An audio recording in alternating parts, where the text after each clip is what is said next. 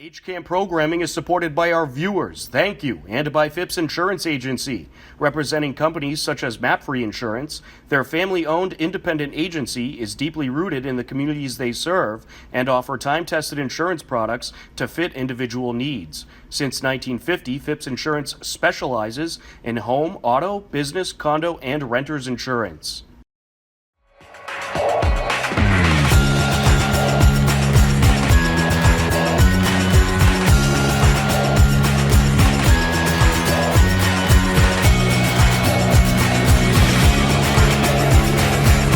Hello, everybody, and welcome to this edition of HCAM News. I'm HCAM News Director Tom Nappy, here to fill you in with what's happening in Hopkinton.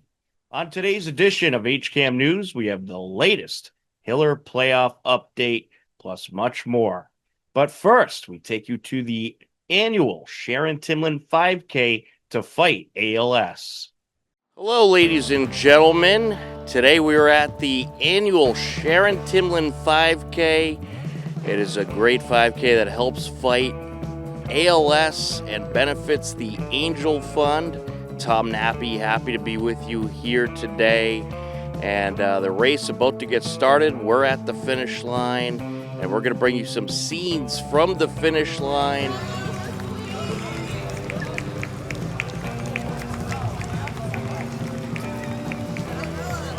Here he comes. First place.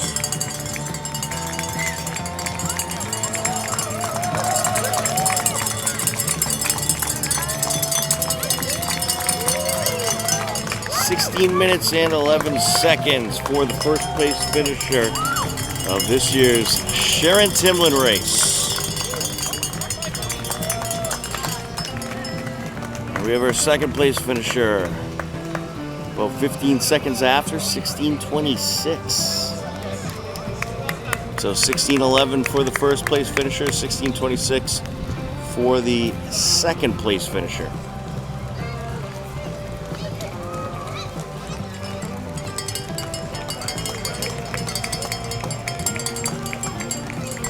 And here comes our third place finisher.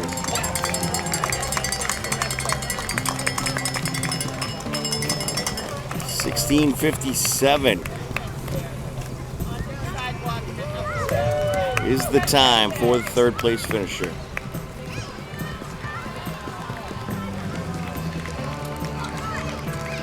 Now we got a bunch of runners coming up now.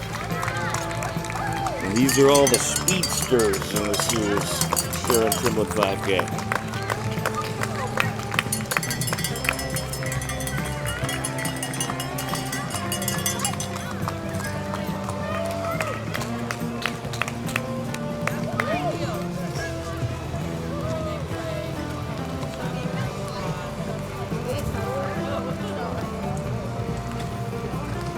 So we saw the top 5 finishers, and we'll have more finishers coming up very shortly.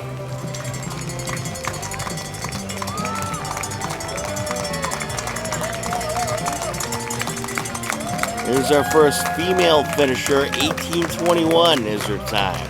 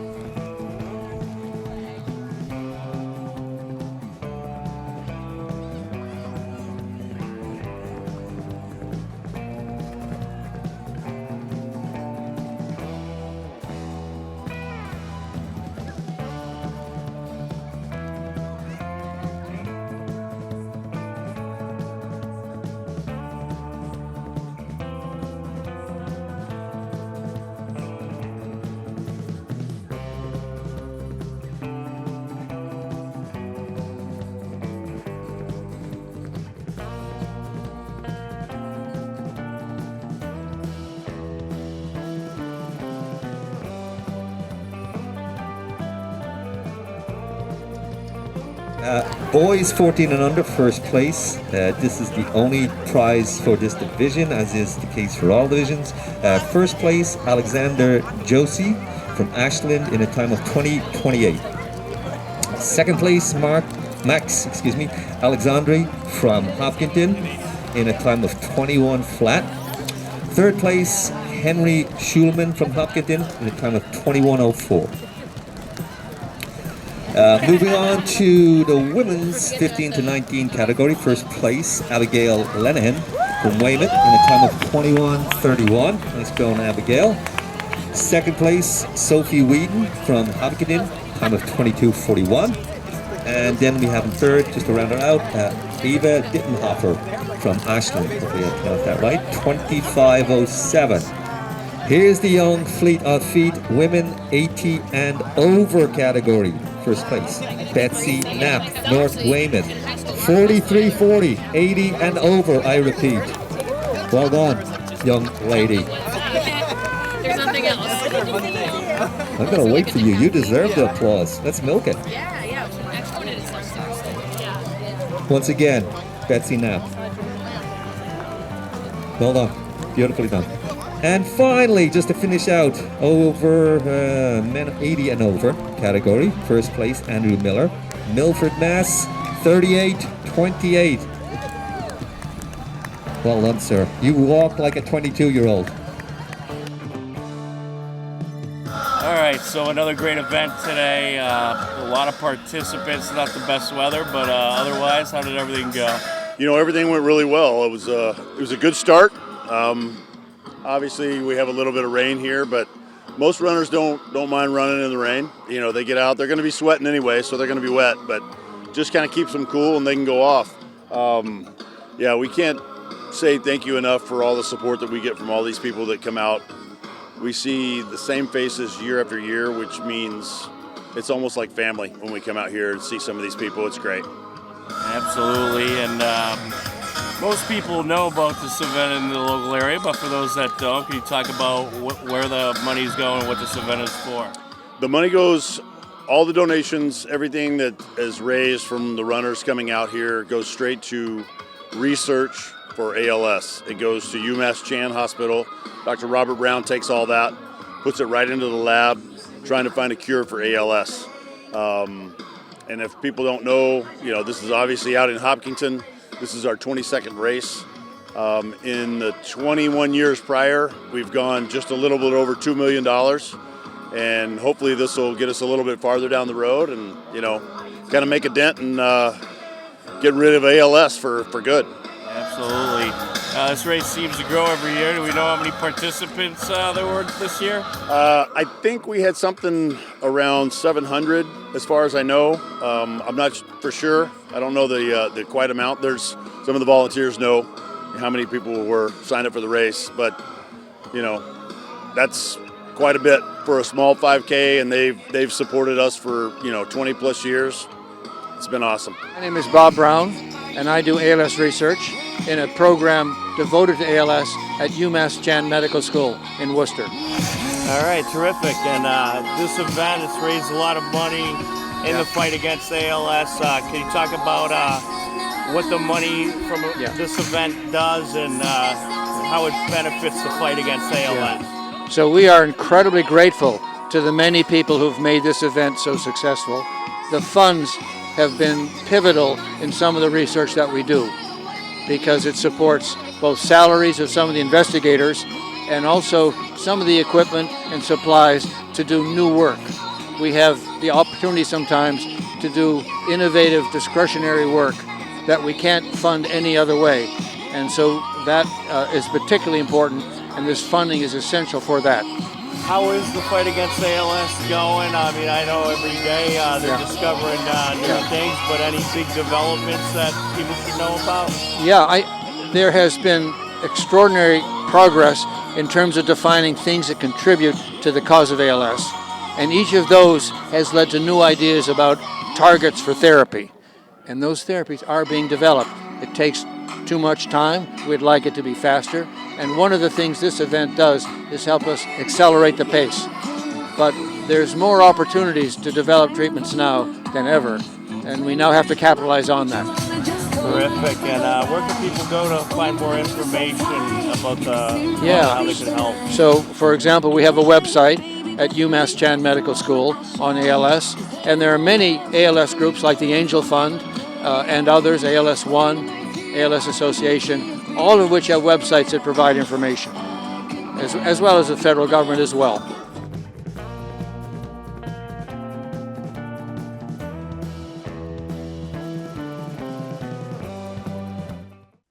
The end of the 2024-2025 school year was very busy as per the usual, and HCAM was there to cover many events. Here's a look at some of the festivities.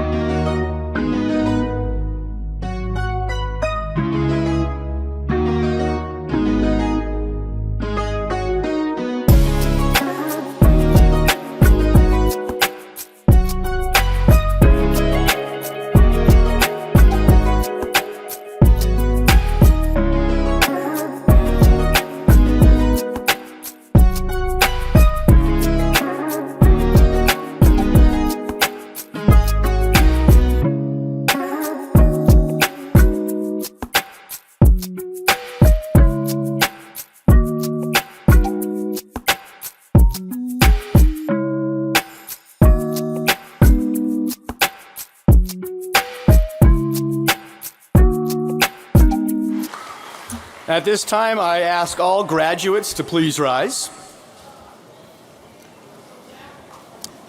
and move your tassel to the right side of your mortarboard.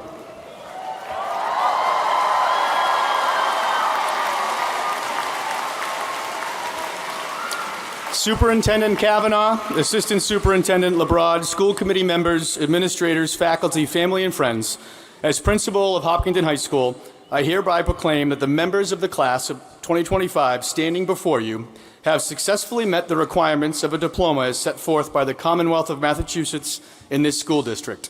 It is my distinct honor to declare them graduated.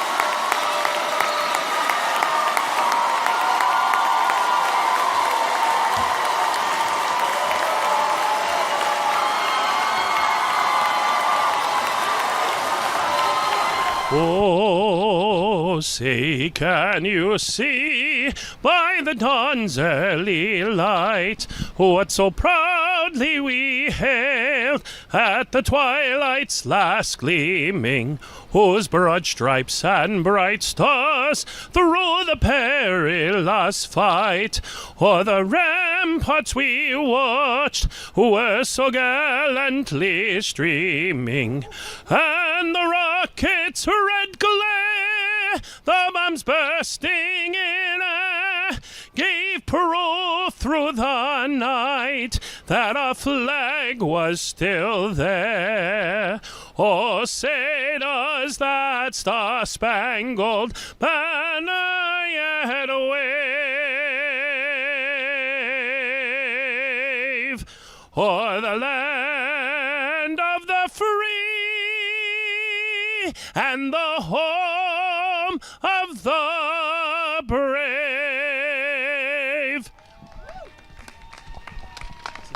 We got the Maryland Terps. Congratulations, UMD. Congratulations, yeah, Chris. Hey, Christian. Congratulations. There's Cammie Trendell off to URI next year. Another Wait, going to U Miami, that's a good keeping the Hillers colors. Margot Kay heading to American University. A lot of Wranglers. This is a Here comes pro Olympia Wrangler parade. Dyson-Roth heading to JMU. That car is decked out in the right colors. Here's Vera. Congratulations, Vera. Congrats. And we've got Jack. Congratulations, Jack. Congratulations. Hi, Gabby. Congratulations. Congratulations, Ella. We are going to take a quick time out on HCAM News. A whole lot more ahead. Don't go anywhere. HCAM is supported by our viewers. Thank you. And by the Hopkinton Independent newspaper and online news site. The newspaper reaches 100% of the homes and businesses in town, and the website is updated daily with exclusive Hopkinton content. Readers can receive a daily newsletter and breaking news alerts via email. They came, they saw, they passed 8th grade. Don't miss the Hopkinton Middle School's 8th grade promotion ceremony live Monday at 9:30.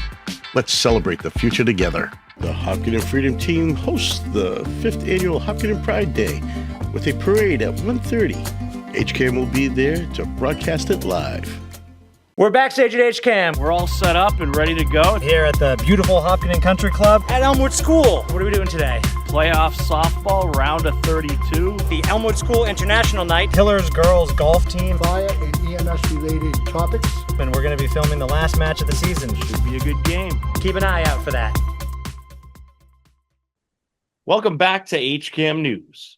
Hillers softball advanced all the way to the Division II state semifinals with a chance to go to the state championship on the line. Here's a look at what happened.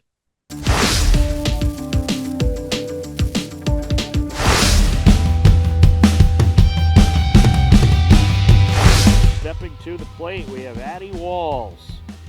She'll get the first glimpse of a named Gatorade Player of the Year, Alex Rossi.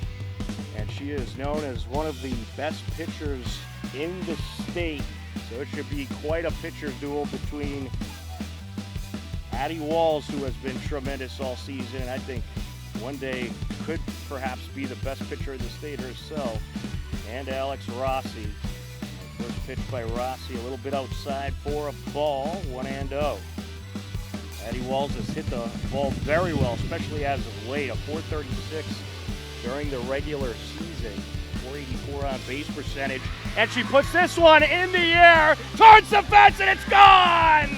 Home run, Hillers! Addie Walls goes yard! Wow! What a monster shot that was by Addie Walls! And just like that, the Hillers lead it 1-0.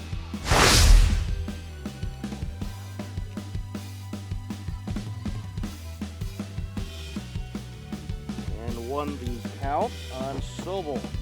And she drives this one to center field. What a catch!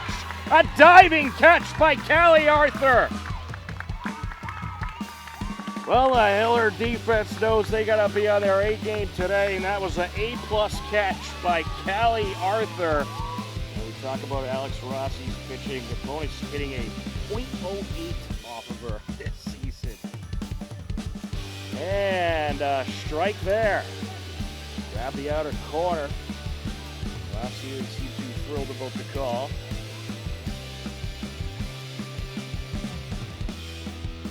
Wind up and the pitch, and this is hit in the air, a floater towards center field, and caught. Callie Arthur once again with a nice catch. Her only plate appearance up to this point. Wind up and the pitch, and this is driven up the middle. What a dive! Holly Paharek robbing another hit. A tremendous dive by Holly for the out. For the pitch, and Arthur thought about bunting. Drawn a second as Davenport takes off, and they catch her stealing. So caught stealing is Davenport, and that is going to wrap up the bottom of the fifth, top of the sixth inning, as the first pitch from Addie is hit in the air, and to the left side it goes, and Ashley Callery makes the catch. Far in the game for Bedford. Wind up and the pitch, and this is on the ground. A dive by Holly, throw to first from the knees, and it's not going to be in time. It's going to be a one-out single for Sobel. Well, that's exactly what the Buccaneers were looking for there. Get a runner on, and now you got Alex Rossi stepping to the plate. Wind up and the pitch, and this is up the middle right off of Addie, and everybody's going to be safe. Throw to second, they nearly caught the runner off the bag. But she was just able to slide back. Right up in the pitch, and this is hit in the air left side, and that is gonna go off the fence, and here comes some runs. One run is in and a second run, and it is a 2 RBI double for the center fielder, Lexi Masters. And Bedford has claimed the lead. She winds and deals, and this is hit in the air left center, and that's gonna drop. And here comes another run for Bedford, and that is an RBI double for the right fielder, Addie Poulter. And hopefully we'll have a killer walk-off. Well, right now they trail it 3-1. To start off the inning, a bunt by Charlotte Holden. Throw to first, they get the out. 1-3, 4 out number 1. Galeer's in and is set to deal. Swing and a miss. There's out number 2. Rossi set to deliver. A swing and a miss, and that's going to do it. The Bedford Buccaneers are heading to the state championship as they defeat the Hopkinton Hillers by a final of 3-1. Well, it was an absolutely incredible season by this Hopkinton Hillers softball team. It has been tremendous following them all season long, and I'll tell you what, I can't wait for next season. Addie Walls is going to be back, and this Hiller team, they'll be right back in the mix. And they'll be right back in the postseason as well. But certainly an unfortunate loss to Bedford here tonight. Donate blood and give back at the Hopkinton Senior Center on July 17th. It is the annual Hopkinton Fire Department Blood Drive. It will take place July 17th at the Hopkinton Senior Center from 10 a.m. until 3 p.m. For more information, you can scan the barcode or you could visit redcrossblood.org to sign up. Upcoming town government meetings include on June 25th, we'll have the Board of Appeals meeting at 7 p.m. live on HCAM. And then on July 1st, we'll have the Select Board meeting live on HCAM. To view all upcoming town government meetings, head over to hcam.tv/gov. Or for more information, you can head over to the town website at hopkintonma.gov. Believe it or not, we're out of time for this edition of HCAM News, but don't worry, next Wednesday at 6:30 p.m., we'll be back. For everyone at HCAM, I'm Tom Nappy. As always, we thank you for watching. Take care, enjoy the rest of your day, and we'll talk to you again soon. Goodbye, everybody.